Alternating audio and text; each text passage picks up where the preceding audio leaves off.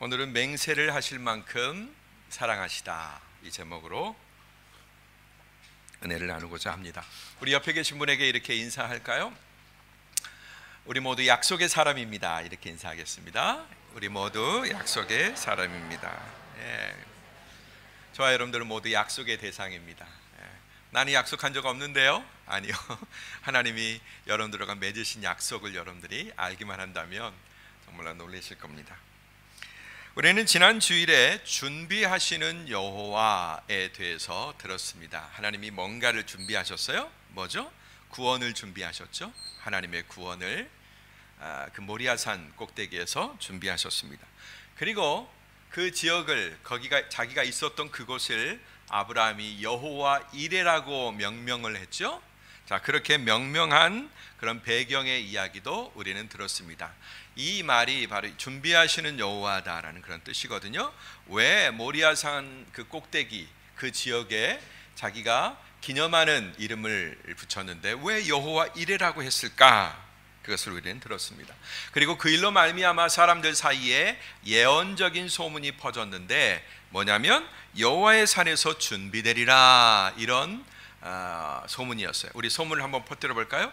여호와의 산에서 준비된답니다. 네, 뭐가? 여호와의 구원이 준비된다라는 거죠. 그것이 어떻게 실현되는지 덤불에 걸린 어린 양을 통해서 보여준 계시의 말씀을 통해서 우리 주 예수 그리스도가 이루시는 그 완전한 구원까지 우리는 보았습니다. 이렇게 하나님은 자기가 가지고 계신 구원의 계획을 알리시기 위해서 뭔가가 필요하셨어요. 하나님의 구원 계획은 세워져 있는데 그것을 세상에 보여줄 어떤 매개가 필요하셨다라는 거죠. 바로 그 매개가 뭐였느냐? 아브라함이 가졌던 믿음이었다라는 거죠. 그리고 그 믿음 위에다가 하나님의 그 대서사시와 같은 하나님의 구원의 파노라마를 기록도 하시고 그림도 그려주셨다라는 거예요. 그런 역할을 감당한 그 아브라함에게 이제는 하나님이 어떤 복을 쏟아 주어 주시는가? 그 아브라함이 하나님께로부터 어떤 복을 받았는가? 하나님이 그냥 놔두시진 않겠죠? 혁혁한 공을 세웠고 주님의 신실한 도구가 되었으니까 하나님이 그에게 마음껏 상을 주신다라는 것입니다. 오늘 그 내용입니다. 15절부터 17절까지 말씀 보겠습니다. 다 같이 한 목소리 읽습니다. 여호와의 천사가 하늘에서 두 번째로 아브라함을 불러 말했습니다. 여호와의 말씀이다. 내가 나를 두고 맹세한다. 내가 이렇게 내 아들 곧 내 외아들을 아끼지 않았으니 내가 반드시 내게 복을 주고 반드시 내 자손을 하늘의 별처럼 바닷가의 모래처럼 많아지게 하겠다. 내 자손이 원수들의 성문을 차지할 것이다. 네. 하나님이 축복해 주신 줄 알았는데 이 축복의 내용이 맹세를 통해서 오는 것을 보게 됩니다. 내가 나를 두고 맹세한다. 굉장히 재밌는 말이죠. 누가 감히 세상에서 자기 자신을 두고 맹세를 하겠어요? 그걸 누가 또 믿어주겠어요? 어찌하여 하나님이 맹세까지 하시게 되셨을까? 이 기구한 사연에 대해서 한번 살펴봤으면 좋겠습니다. 사실 하나님께는 맹세라는 용어가 전혀 적합하지 않습니다. 그죠? 여러분, 지난번에도 우리 공증이라는 주제를 가지고 제가 잠깐 여러분들에게 말씀드린 적이 있는데, 이 터키라는 곳에서 공공의 무슨 거래를 할 때 노테르, 우리 여기 1층에도 노테르가 있어요. 그 다음에 이 오스만 베이 주변으로 사방에 이 공증소가 있는 겁니다. 뭐예요? 사람과 A와 B가 어떤 거래를 할 때 그거에 대해서 공공의 증명이 필요하다라는 거죠. 너의 권위도 아니고 나의 권위도 아니고 제3자가 그 권위를, 국가나 이런 데가 증명해 줘야 되는 거예요. 우리의 신분도 여러분, 우리가 어떤 서류를 떼고 할 때 터키의 정부나 은행에다가 많은 것들을, 학교 또 아이들 보낼 때 서류가 필요하잖아요. 그때 영사관에서 우리의 신분과 우리의 모든 스토리에 대해서 공증을 해주지 않습니까? 나라가 나의 보장이 되어주는 거예요. 그러면 여러분, 하나님은 누가 보장이 되어줘야 될까요? 하나님 위에 또 하나님이 계신가요? 네, 따라합시다. 하나님은 최종 권위이시다. 가장 믿을 만한 분이다라는 거예요. 가장 확실한 분이죠. 세상의 모든 것들은 흔들리고 변할 수 있지만 하나님은 결코 변함이 없죠. 그런데 그 하나님이 맹세를 하실 필요가 있어요, 없어요? 그냥 자신의 존재만으로 되는 겁니다. 당신의 말씀만으로도 되는 겁니다. 그런데도 하나님이 지금 아브라함에게 어떻게 하세요? 맹세로 말씀하신단 말이에요. 즉 전혀 자기를 증명하실 필요가 없는 하나님이, 맹세하실 필요가 없는 하나님이 이 못 믿는 질서, 불신의 질서 가운데서 살아가고 있는 인간이 빠진 늪이죠. 이 불신이라는 늪 속에 빠져있는 우리들에게 똑같은 수준으로 낮아지셔서 우리들이 좋아하는 방식으로, 우리들이 믿을 만한 방식으로 하나님의 말씀, 약속에 대해서 말씀해 주신다라는 것입니다. 이 말씀에 대한 히브리서 기자의 해석을 살펴보겠습니다. 얼마나 이 상황이 이상하고 특별했는지 히브리서 기자도 이 사건을 그냥 넘어가지가 않습니다. 히브리서 6장 13절부터 18절까지 말씀 읽어보겠습니다. 히브리서 시작. 하나님께서 아브라함에게 약속하실 때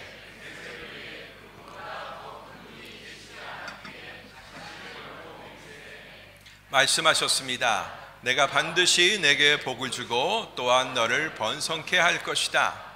아브라함은 이와 같이 오래 참고 견딘 후에 그 약속을 받았습니다. 사람들은 자기보다 더 큰 자를 걸고 맹세합니다. 맹세는 그들에게 모든 논쟁을 그치고 확정에 이르게 합니다. 하나님께서는 약속의 상속자들에게 자신의 뜻이 불변함을 명확히 보여주시려고 맹세로 보증하셨습니다. 이는 이 두 가지 사실로 인해 앞에 있는 소망을 굳게 잡으려고 피해가는 우리가 힘있는 위로를 얻게 하시기 위함입니다. 하나님께서는 약속과 맹세하심에 있어 거짓말하실 수 없습니다. 아멘. 전혀 맹세가 불필요한 하나님께서 자신의 뜻이 그럼에도 불구하고 불변하다라는 것을 인간에게, 인간의 방식으로 알리시기 위해서 맹세를 하셨다라는 거예요. 이 하나님이 맹세하신 행동을 통해서 우리는 어디로 인도돼요? 굳은 소망 가운데로 인도되는 거죠. 여러분, 변하지 않는 거에 대해서 우리가 소망을 품는 거지 변하는 사람에게 소망을 품을 수 있나요? 남녀가 연애를 해요. 근데 고무신을 거꾸로 신을 게 뻔해. 그런데도 불구하고 우리가 소망을 갖나요? 가졌다가도 그 바램은 어떻게 해요? 수포로 돌아가는 경우가 많이 있죠. 여러분, 세상에 화폐를 신뢰하십니까? 달러를 신뢰하십니까? 리라를 신뢰하십니까? 아니면 우리나라의 원을 신뢰하십니까? 이런 건 다 종이로 만든 화폐죠. 그 절대 가치가 변해요. 우리는 안 변할 거라는 약속을 믿고 그 화폐를 사용하지만 사실은 이것은 절대 화폐가 아니죠. 세상에서 변하지 않는 가치는 사실 이제 없어요. 모든 걸 다 서로 변하게 만듭니다. 누군가의 편리에 의해서. 하물며 금과 은, 도무지 변하지 않는 가치를 가지고 있다고 하는 그런 화폐조차도 인간이 만든 화폐에 의해서 가격이 조종되곤 하죠. 세상엔 이렇게 변하지 않는 것이 없습니다. 그래서 우리는 더욱더 보증이 필요한 것 같아요. 그러나 하나님께는 보증이 필요 없다라는 것입니다. 그럼에도 불구하고 우리를 위로하시고 우리를 안심시키기 위해서 하나님이 인간의 방식으로 보증을 해주셨다, 맹세하셨다라는 것입니다. 그러나 여러분, 이 일은 하나님께는, 하나님 자신의 입장에서 생각해 봤을 때 굉장히 부끄러운 겁니다. 사실 어이가 없는 겁니다. 아니, 내가 맹세까지 해야 되나? 그런데 하나님은 그 하나님의 위대한 구원의 사실을, 축복을 아브라함이 믿을 수 있도록 맹세까지 하신다라는 것입니다. 이처럼 하나님은 우리를 사랑하시기에, 우리에게 불변의 진리를 믿게 하시기 위해 우리의 수준으로 낮아지시는 것입니다. 하나님이 우리의 수준으로 낮아지신 가장 대표적인 사건이 뭐냐? 바로 예수 그리스도의 성육신이죠. 인카네이션이라고 합니다. 우리의 상태로 위에 계신 하나님이 내려오셔서 우리와 똑같은 수준이 되어주신 것이, 이게 바로 하나님의 정신입니다. 우리를 살리려고 하는, 우리를 건지시려고 하는 하나님의 사랑이다라는 거예요. 그런데도 우리는 많은 사람들이 하나님 불공평해요, 하나님 어떤 사람은 구원시키고 어떤 사람은 구원 안 시키고 어떻게 그럴 수 있어요, 하나님 사랑이시라면서요, 이렇게 하나님께 따지기를 좋아하죠. 그러나 여러분, 하나님이 그 구원의 사실을 알리시기 위해서 그렇게까지 낮아지셨다는 사실을 우리는 아직 아무리 상상해도 알 수가 없습니다. 하나님은 자기를 완전히 낮추신 거예요. 하나님이 이런 분입니다. 우리는 이런 하나님을 섬기고 있어요. 이걸 알기 위해서 우리가 애써야 됩니다. 뭔가 불공평하고 뭔가 아닌 것 같아 이걸 자꾸 연구하고 파보려고 하는 게 아니라 도대체 하나님의 사랑의 깊이와 넓이가 어느 정도인가를 깨달아가기에도 우리는 너무나 부족하다는 말이에요. 그리고 축복해 주십니다. 뭐라고요? 반드시라는 말을 또 사용하세요. 반드시 내가 너를 축복하겠다. 반드시 내가 네 자손을 하늘의 별처럼 바다의 모래처럼 많아지게 하겠다. 즉 아브라함으로 인해서 그의 자손들은 지구상에 번성하게 된단 말이에요. 하나는 하늘의 별처럼 반짝반짝 빛나는 하늘의 별처럼, 하나는 저 바닷가의 무수한 모래 사장의 모래처럼. 저는 이걸 약간 분리하고 싶어요. 하늘의 별들은 뭘까? 바로 하나님의 약속을 공유한 반짝반짝 빛나는 영의 사람들, 영의 자손들을 타는 것 같고요. 저 바닷가의 모래는 이 땅에 육신을 갖고 태어난 수많은 민족들을 상징하는 것 같아요. 아브라함은 이 공동의 조상이 되는 겁니다. 저 하늘의 약속을 받은 약속의 사람들의 조상이 되고, 그 다음에 이 땅의 수많은 민족들을 구성하는 그런 육신들의 조상이 되었다라는 거죠. 그런데 그 자손이 결국은 어떤 걸 또 얻게 되느냐? 자손만 많아지는 것이 아니라 그 자손이 원수의 성문을 얻는다라는 거예요. 원수의 성문을 얻는다. 여호와는 원수에 대한 승리를 약속하셨어요. 이 승리는 궁극적으로 아브라함과 다윗의 자손 예수 그리스도에 의해서 쟁취가 되는 것입니다. 그렇다면 여러분, 이 원수는 누구일까요? 이 원수는 바로 하나님과 그의 백성들 사이를 갈라놓으려고 하는 다른 존재죠.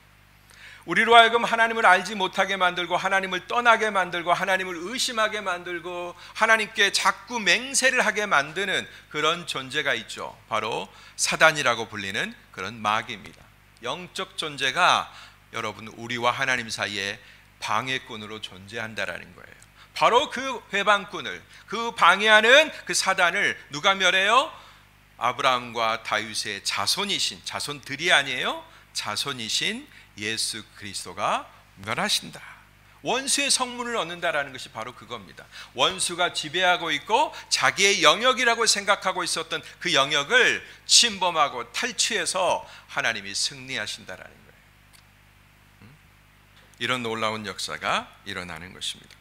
자, 그렇다면 순종하는 그 결과가 어떻게 나타날까요? 18절부터 19절 말씀 보겠습니다. 18절 19절 다 같이 시작. 내가 내 말에 순종했으므로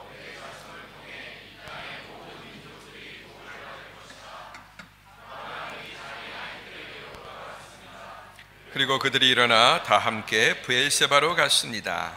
아브라함은 브엘세바에서 살았습니다. 네, 다시 말씀드리지만 여기에 내 자손을 통해 모든 민족들이 복을 받는다라고 얘기합니다.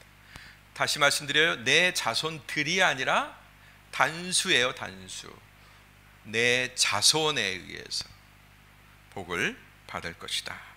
이 자손이 누구죠? 다시 한번 말씀드립니다. 따라합시다. 아브라함과 다윗의 자손 예수 그리스도.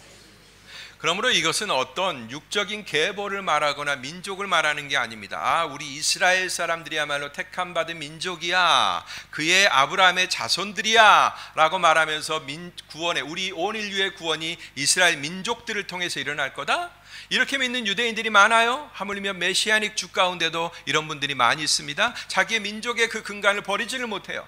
그러나 주님이 분명히 말씀하셨어요. 바울이 그것을 발견해서 우리에게 보여주었습니다. 다른 성경에도 바로 그의 자손이, 그들이 부정하고 인정하지 않는 예수 그리스도, 이 땅에 구세주로 오신 그분이 바로 복의 근원이 되신다라는 그런 말씀입니다. 여러분, 이것이 바로 뭐죠? 순종이 이룬 결과입니다. 순종이 이룩한 결과물이다. 아브라함의 순종이 이렇게 놀라운 결과를 이끌어낸 거예요. 그의 순종이 약속의 자손을 주시겠다고 하는 그 말씀을 이끌어냈죠. 그리고 그 약속의 자손을 오신 분이 똑같이 아브라함처럼 아브라함이 보여준 그 순종을 감행하죠. 세상을 위한 제물이 되시죠. 아버지 하나님이 너는 내려가서 이 땅에 죽어가는 내 모든 자녀들을 위하여 대속의 제물이 되라 라는 아버지의 명령에 순종하셔서 이 땅에 내려오시죠. 그리고 기꺼이 자기 자신을 드리시죠. 그래서 우리의 모든 구원이 이루어지는 것입니다. 따라하겠습니다. 순종이 또 다른 순종을 낳는다. 그래서 아브라함의 순종이 위대한 겁니다. 아브라함의 그 순종이 바로 도화지가 되는 거예요. 어떤 촉매가 되는 거예요. 또 다른 순종, 없었으면 안 되는 그 순종, 우리에게 반드시 있어야만 되는 그 순종, 그 순종을 이끌어내는 촉매가 되었다. 예. 그러므로 여러분, 순종이 중요한 것입니다. 다시 한번 따라서 해볼까요? 크리스찬에게 똑바로 따라서 해주십시오. 크리스찬에게 순종보다 중요한 개념은 없다. 그렇습니다. 여러분, 여러분 가운데 말씀해 주시는 그 말씀이 여러분의 영혼에게 명령하는 그 순종, 믿음도 결국은 순종해야 되는 거거든요. 하나님의 명령에 순종하는 겁니다. 나를 믿으라고 하는 명령에 순종하는 겁니다. 그것이 모든 민족을, 나뿐만 아니라 모든 민족을 복받게 한다. 그러면 여러분 정말 여러분의 삶이 축복되기를 원하면 순종을 날마다 연습하세요. 네. 그러시면 틀림이 없을 겁니다. 자, 두 번째로 브엘세바에서 산다라는 그런 말씀이 있네요. 아브라함은 그 후에 종들에게로 와서 브엘세바로 다시 돌아갔습니다. 그리고 그곳에서 오래 살았습니다. 브엘세바가 뭐죠? 지난번에 말씀드렸죠. 7개의 우물이라고 말씀드렸습니다. 자기가 들어간 블레셋 지방의 왕 그랄 왕 아비멜렉과 언약을 암양 7마리를 주고 맺은 언약이 있는 땅이 바로 그곳이죠. 그리고 자기가 거기에 정착지를 삼습니다. 그 언약의 우물로 왜 돌아갔을까요? 아브라함이 이렇게 극적인 사건이 일어났으면 또 다른 땅을 바라볼 만도 한데, 여태까지 아브라함이 계속 그랬거든요. 이동하고 또 이동하는 삶이었습니다. 그런데 이제는 정착해요. 뿌리를 내려요. 다른 곳으로 이사가지 않아요. 어떤 의미일까요? 바로 이제는 내가 언약의 삶을 살겠다, 언약에 근거한 삶을 살겠다라는 그런 신앙 고백인 것입니다. 아브라함은 처음부터 지금까지 온통 언약에 둘러싸인 인생을 살았어요. 때로는 언약을 받아서 순종하기도 했고, 때로는 언약을 잊어버리고 멀리 도망가기도 했고, 때로는 네게브 사막에서 갈팡질팡 고민하기도 했지만, 그러나 그에게서 떠나지 않은 것은 항상 하나님의 언약이었습니다. 때로는 그것이 마음에서 헷갈리기도 했어요. 때로는 불신되기도 했습니다. 때로는 거절하고 싶기도 했어요. 그럼에도 불구하고 그는 끝내 그 하나님의 언약을 놓치지 않았던 것입니다. 여러분, 이런 씨름이 여러분 가운데 있게 되길 바랍니다. 여러분, 괜히 야곱이 씨름을 잘한 게 아니에요. 이런 전통이 있는 겁니다. 자기 할아버지 아브라함이 그런 씨름을, 그 언약을 붙들까 말까 하는 그 내면의 씨름을 계속해서 그의 평생 동안 한 그 결과가 야곱에게도 이어진 것이죠. 아브라함은 그 자신이 약속의 사람이었습니다. 평생 하나님의 보호와 인도하심을 떠나지 않았고, 하나님과의 약속이 그의 인생살이, 여행하고 정착하는 데 모든 근거가 되었다라는 거예요. 아브라함은 자기의 생명이 다한 이후에도 그 삶이 끝난 게 아니에요. 그의 삶은 계속 지속됩니다. 그의 믿음을 본받고 믿음을 이어받은 사람들에 의해서 언약을 붙여가는 삶이 계속된다라는 거예요. 지금도 그것은 현재 진행형입니다. 따라합시다. 믿음은 현재형이다. 네, 믿음은 현재입니다. 내가 지금 믿는 겁니다. 아브라함의 믿음도 현재 진행형으로 계속 나아가고 있습니다. 자, 그렇다면 이렇게 언약에서 살겠다, 언약에 근거한 삶을 살겠다, 이제 언약을 온전히 믿고 약속의 사람으로 살겠다, 그렇게 결정한 아브라함을 위해서 하나님이 축복의 말씀을 주셨잖아요. 그 축복의 말씀이 어떻게 시행되는지를 우리 한번 보겠습니다. 20절에서 23절 말씀인데요, 20절만 읽어보겠습니다. 다 같이 시작. 일이 있은 후 아브라함에게 이런 말이 들렸습니다. 네, 우리는 지난 시간에도 아브라함이 이삭을 바치는 이 사건을 시작할 때 하나님의 말씀이 어떻게 시작했어요? 이 일이 있은 후라고 얘기했죠. 그랄 땅에 정착한 후, 한참 산 후, 언약을 맺은 후라는 거죠. 그 다음에 그 이삭을 드리고 그 다음에 하나님이 어린 양을 주신 그 사건, 모리아산의 사건을 만난 그 일 이후에 다 브엘세바로 돌아간 그 사건까지 그 일 이후에 아브라함에게 어떤 소문이 들리는 거예요. 갑자기 아브라함의 본가 이야기를 해요. 지금 이미 아브라함은 가나안 땅으로 떠나서 최남단 브엘세바에 정착하고 살고 있는데 이때 성경이 갑자기 한 얘기를 떠올리게 합니다. 어디예요? 아브라함이 원래 살았던 본가, 저 하란의 이야기를 하고 있단 말이에요. 여러분, 하란은 원래 아브라함의 아버지 데라가 정착한 곳입니다. 데라와 삼형제가, 그의 아들 삼형제가 정착한 곳인데 아브라함이 있었고요, 그 다음에 하란이 있었고요, 그 다음에 나홀이 있었습니다. 근데 하란은 그 땅이 아마 유지가 된 것 같아요. 그 땅의 이름을 자기가 그 땅의 이름을 줬는지 받았는지는 모르겠습니다만 그 땅의 이름이 자기 이름이죠. 그러나 얼마 못 가서 생을 다하고 맙니다. 그 하란의 가계를 이어받은 자가 아브라함의 조카 롯이죠. 그래서 아브라함과 롯은 저 밧단아람이라고 하는 하란을 떠납니다. 그리고 거기에 남아있는 유일한 대상은 누구예요? 바로 나홀, 그의 동생이 거기에 남아있다라는 것입니다. 갑자기 나홀 집안의 얘기를 하나님이 하고 계세요. 나홀이 밀가가 나홀에게서 8명의 아들을 낳아줬다. 그런데 그 아들 중에 부두엘이라고 하는 아들이 있는데 그 아들이 리브가를 낳았다. 이렇게 여성의 이름까지 그 가계들을 상세하게 소개하고 있습니다. 이유가 뭘까요? 바로 이 리브가를 말하려고 하는 것입니다. 리브가가 누구인지 아시는 분? 우리 주일학생 중에 리브가가 누구예요? 레베카, 영어로는 레베카라고 하는 리브가가 누굽니까? 바로 이삭의 아내죠. 자, 아직 이삭은 장가도 아직 안 갔고 60세에 40세 가나요? 늦게 장가를 가는데 아직 지금 뭐 만날 상황도 아니란 말이에요. 그런데 하나님은 벌써 이삭의 누구를 준비하고 계세요? 아내감을 준비하고 계시는 거예요. 이게 뭘 뜻하느냐? 이렇게 하나님의 약속은 우리가 모르는 가운데도 지금 아브라함이 있는 곳은 어디예요? 브엘세바예요. 가나안에서도 최남단이에요. 그런데 지금 자기 형제 나홀이 지금 자손을 번성하고 있는 그곳은 어디예요? 저 북쪽, 원래 자기가 떠나왔던 그 땅이란 말이에요. 그런데 그곳에서 이삭의 부인이 될, 아브라함의 며느리가 될 리브가가 태어났다는 이야기를 지금 하나님이 하고 계신 이유는 뭡니까? 따라 합시다. 하나님의 약속은 착착 진행되고 있었다. 이런 겁니다. 하나님의 약속은 어느 날 갑자기 그냥 두리뭉실하다가 갑자기 하는, 그냥 드르륵 해가지고 급속하게 만드는 그런 일이 아니라 하나님의 약속은, 섭리는 이미 준비되고 있었고 가동되고 있었다라는 것입니다. 여러분, 우리들을 둘러싼, 우리가 비록 알지 못한다 할지라도 우리 뒤에는 하나님의 어마어마한 섭리들이 진행되고 있는 줄로 믿습니다. 여러분 한 분 한 분이 바로 그런 분들이에요.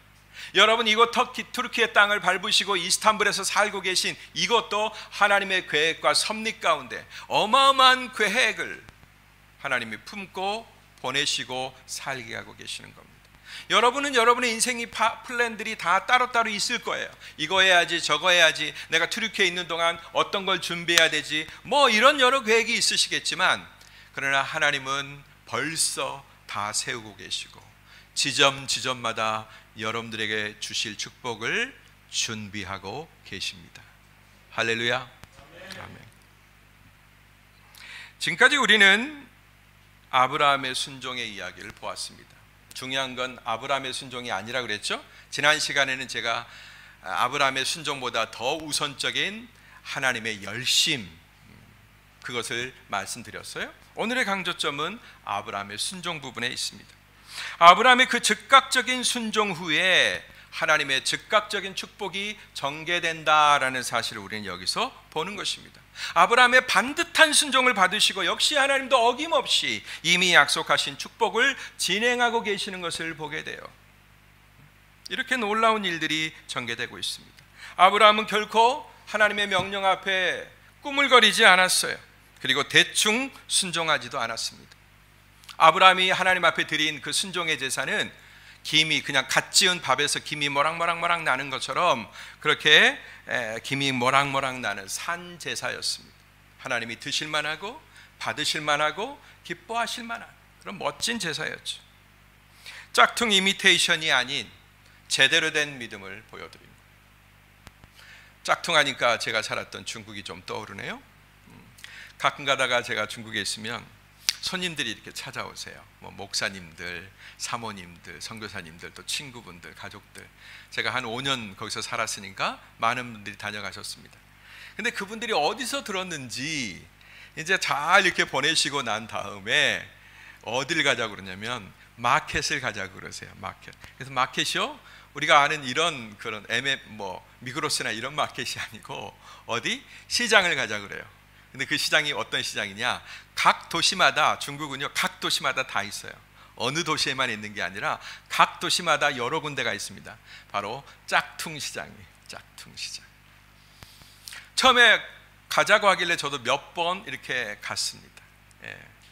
제가 살았던 심천, 션전이라고 하는 곳인데 거기는 홍콩과 맞닿아 있는 로후라는 곳에 짝퉁 시장이 있어요. 거기에도 A급, B급, C급이 있습니다. C급은 좀 조잡해요. 근데 B급은 조금 약간 그럴싸하고 A급은 그냥 똑같습니다. 그런 곳에 가자고 그래요. 그래서 물건을 두루 보면서 꼭 한두 개씩은 선물로 구입하시는 것을 보게 돼요. 참 이해가 안 됐습니다. 왜 저걸 구입하나? 결국 여러분 뭐 명품하고 짝퉁하고 그렇게 뭐 품질 차이가 A급은 별로 차이가 나지 않아요. 굉장히 만듦새가 아주 좋습니다. 근데 왜 결국 거기 가나요? 비슷한 걸 찾기 때문이죠. 결국 자기가 가치를 부여하는 것은 그 명품이라고 하는 네임 밸류에다가 권위를 부여하는 것 아닙니까?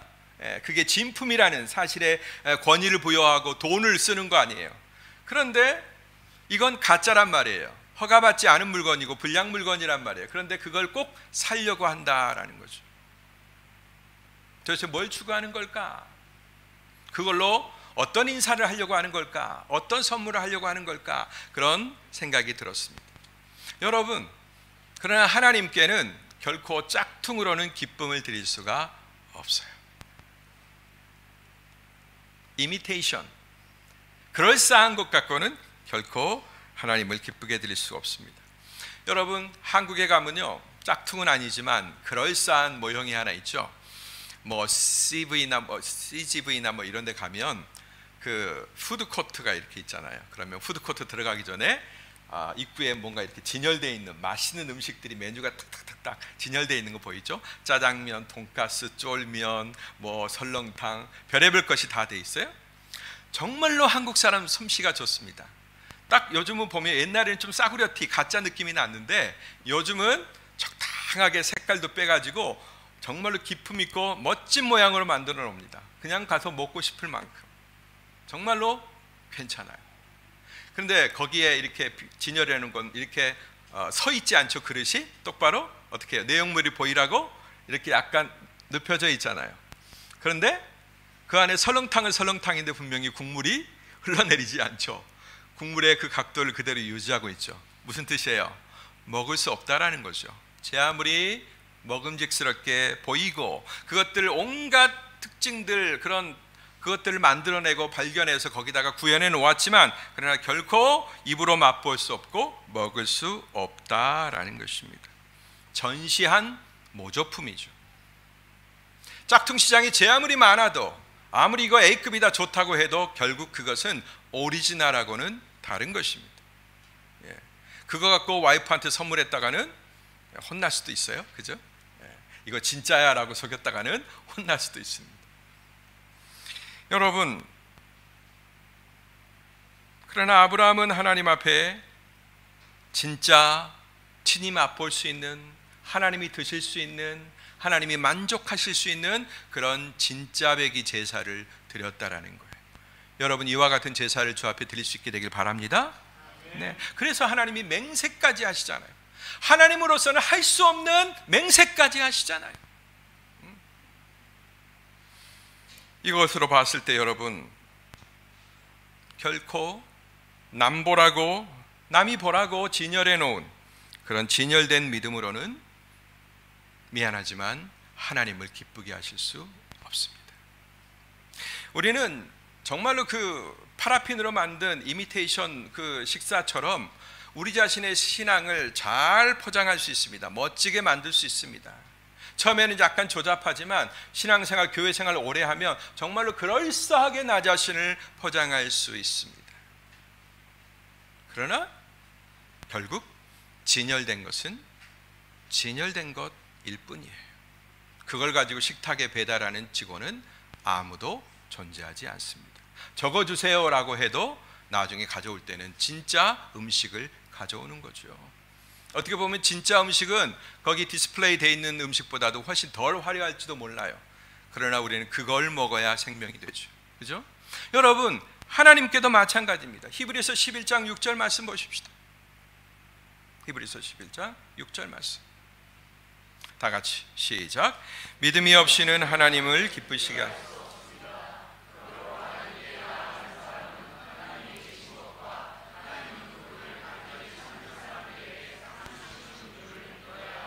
아멘. 하나님을 믿어야 하는 거예요. 믿은 척 하는 게 아니라 믿은 듯 하는 게 아니라 하나님을 믿으셔야 합니다.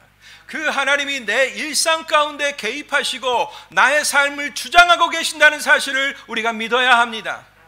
나의 내일이, 나의 어제뿐만 아니라 나의 오늘을 포함해서 나의 내일이 하나님의 손바닥 안에 있다는 사실을 우리는 믿어야 합니다.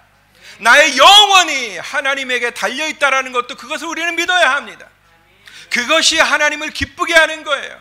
하나님이 존재하신다는 사실을 내가 내 삶 가운데서 진심으로 인정할 때 그게 하나님께 인정받는 믿음이 되고 하나님께 기쁨을 드리는 믿음이 되는 것입니다. 뿐만 아니라 그걸 믿기 때문에 이 세상의 삶을 경영할 때 내가 하나님의 뜻대로 내 삶을 경영하고 그분의 의도대로 그분의 바람대로 내가 삶을 경영할 때 그런 자들에게 하나님이 상 주신다. 그런 자들에게 약속된 상을 주신다. 이걸 믿을 때 하나님은 그대로 시행하시는 줄로 믿습니다. 상을 믿으세요. 상을. 여러분이 이 세상에서 멋지게 살아간다면, 하나님의 뜻대로 살아간다면 결코 그것을 외면하지 아니하시고 자 이거 먹어라 하면서 먹을 수 없는 가짜 이미테이션을 주지 아니하시고 생명이 되고 나에게 힘이 되는 진짜 음식을 주신다는. 여러분, 행복한 인생이 과연 뭘까요? 원하는 대로 뭐가 딱딱딱딱 마저 돌아갈 때 우리는 기분이 좋아지죠. 내가 계획한 대로, 내가 뜻한 대로 A를 투자했으면 A 다시가 나오고 수많은 것들이 나오고 열심히 일했을 때 원하는 결과가 나오고 열심히 공부했을 때 좋은 대학에 들어가고 우리는 이렇게 행복을 꿈꿉니다.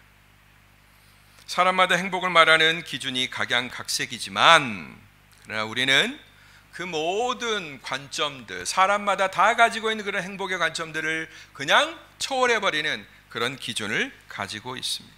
성경은 어떤 사람이 가장 행복하다고 말하고 있느냐? 바로 약속을 따라 사는 사람이 가장 행복한 인생이라고 지금 말씀하고 있는 것입니다.